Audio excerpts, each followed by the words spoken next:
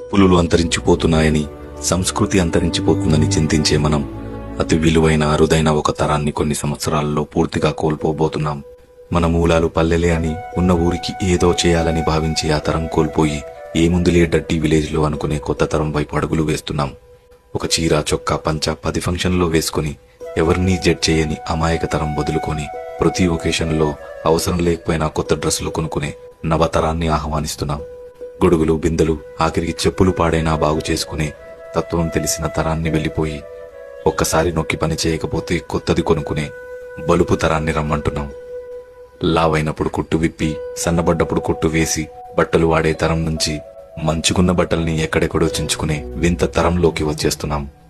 డబ్బులంటే సంతోషమని, కుటుంబం అంటే బాధ్యతని భావించే మంచి తరం వెళ్లిపోయి పిల్లలంటే ఖర్చని, భాగస్వామి అంటే భారమని భావించే తరానికి నాంది పలుకుతున్నాం. నీకు చందమామ చూపిస్తూ, గోరుముద్దలు తినిపిస్తూ అమ్మతత్వం ఉన్న తరాన్ని మర్చిపోయి ఏం కావాలన్నా ఆన్లైన్లో ఆర్డర్ పెట్టుకో, డోంట్ డిస్టర్బ్ మీ అనే కొత్త అమ్మతనాన్ని అలవాటు చేసుకుంటున్నాం. అమ్మ వారిలా కనిపించిన అమ్మ వాడిపోతున్న కొమ్మ ఆకులా కనిపిస్తున్నా గుర్తించలేకపోతున్నాం. నలుదిక్కులు శాసించిన నాన్న ఒక మూల కూర్చొని దిక్కులు చూస్తున్నాడని గ్రహించలేకపోతున్నాం. వీరు అందించిన విలువలు, వీరు పంచిన ప్రేమలు మరో తరానికి అందిద్దాం. అంతరిస్తున్న తరాన్ని రాబోయే తరంతో జోడిద్దాం. ఇట్లు మీ రాముకాక.